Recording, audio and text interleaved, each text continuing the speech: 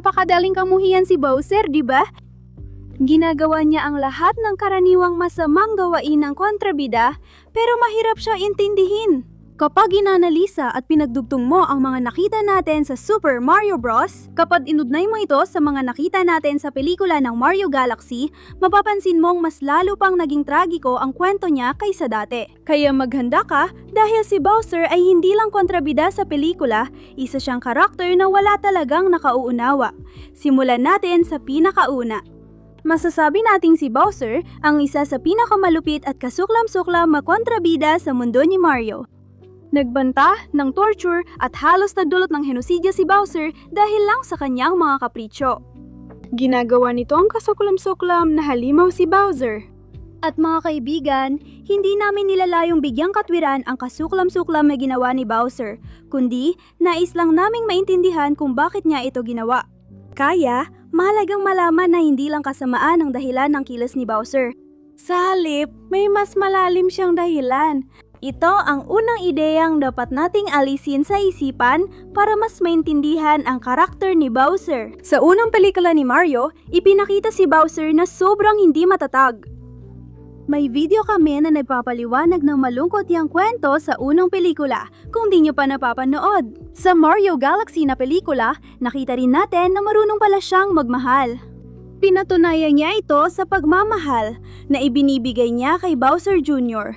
Dahil dito, maaari natin isipin na baka totoong mahal niya si Peach. May mahalagang mensahe ito para sa atin. Dahil kung talagang bulok ang kanyang kaluluwa at isa siyang kontrabida na puno ng kasamaan, hindi niya kakailanganin ang pagmamahal o subukang ipahayag ang nararamdaman niya sa pamamagitan ng mga kanta at pagpipinta.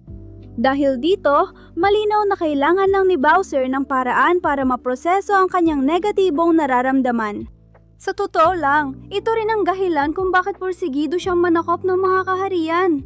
Gusto lang niyang maramdaman na malakas siya para walang makasakit. Sinusubukan lang niyang makahanap ng magmamahal sa kanya. At alam mo, ang problema ay hindi naman kung ano ang nararamdaman ni Bowser. Ang totoo, walang nagturo sa kanya kung paano ipahayag ang mga damdaming yon. At hindi pa nga niya talaga naiintindihan kung ano ang ibig sabihin ng magmahal. Para sa kanya, ang pagmamahal ay hindi pakikipag-ugnayan o pag-intindi, kundi pagsakop ng mga kaharian at pagiging marahas. Dahil dito, tingin natin kay Bowser bilang malupit na kontrabida dahil sa isip niya, wala talagang kalayaan ang iba na magpasya para sa sarili nila. Na dapat nang siyang sundin na iba dahil yun ang gusto niya.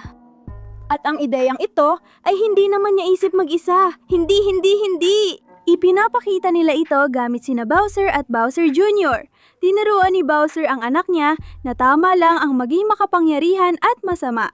At malamang na si Bowser ay pinalaki rin sa parehong paraan. Sa pamamagitan ng dahas at pagkawasak.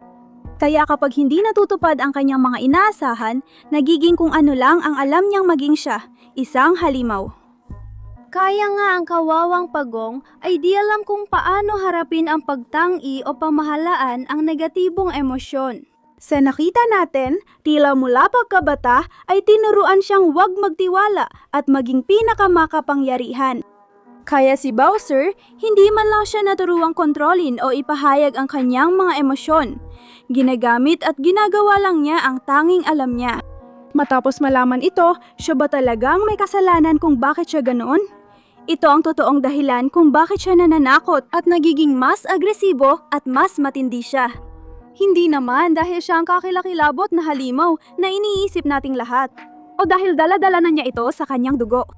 Isa lang siyang pag-ong na hindi alam kung ano pa ang gagawin para maintindihan siya ng iba. Tara na mga bata, ang pag-oong ay hindi nga marunong makipag-usap ng maayos. Kasi pinalaki at kinondisyon siyang maging ganoon. Masama! Dito rin nagbabago ang pananaw natin kay Bowser base sa ipinakita niya. Hindi na siya kasing agresibo at walang awa tulad sa Mario Bros na pelikula. May ilang mga pagkakataon na sinusubukan niyang kontrolin ang sarili niya at talagang nagsisikap siya para magkasundo sila ni Mario at Luigi. Nung una, parang simpleng panlilin lang ito para manipulahin sila at maibalik siya sa dating niyang laki. Pero habang umuusad ang kwento, napapansin natin na talagang magbabago siya.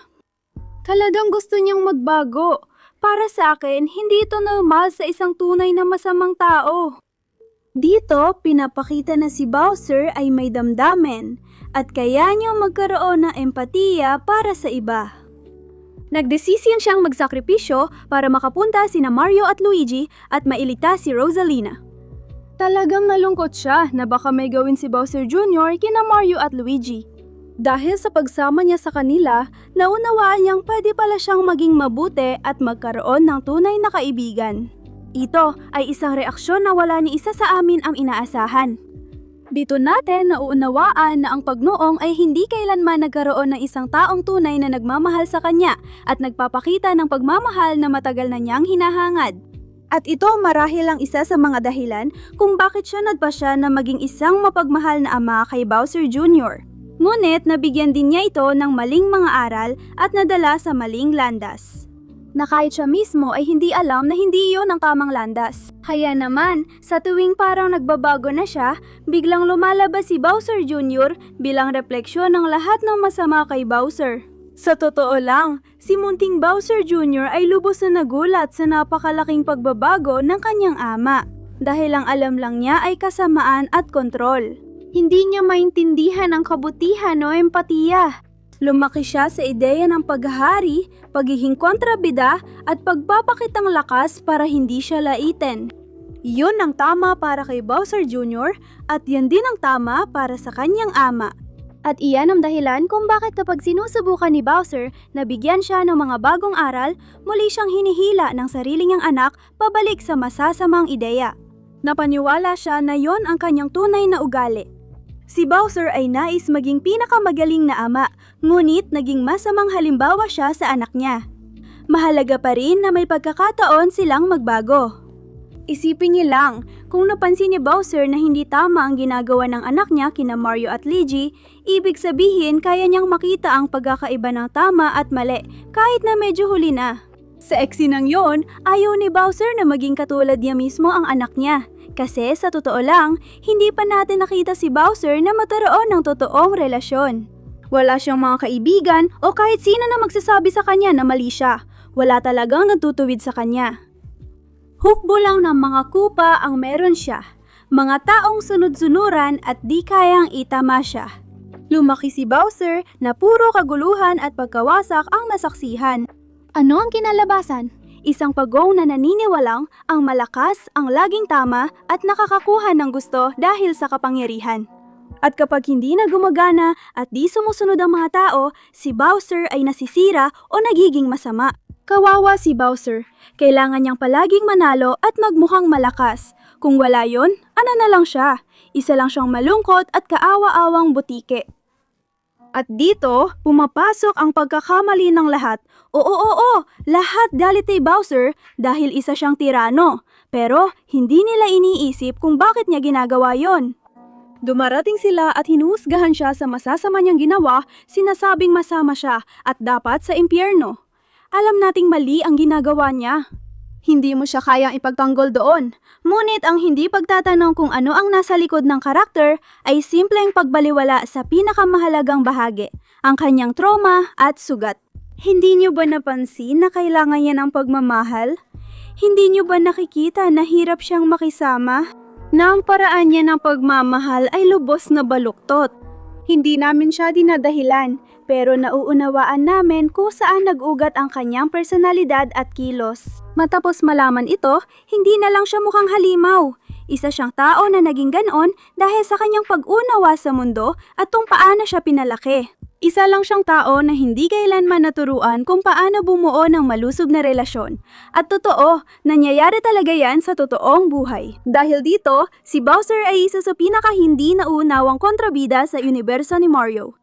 Hindi dahil siya ang pinakamasama, kundi dahil nakabase siya sa isang bagay na pwedeng mangyari sa kahit sino. Kung hindi ka tinuruan kung paano magmahal, paano mo malalaman kung paano ito gawin? Dahil dito, mas delikado siya kaysa karaniwang kontrabida dahil wala siyang sinusunod na plano. Kumikilos siya ayon sa nararamdaman niya at alam nating wasak na siya.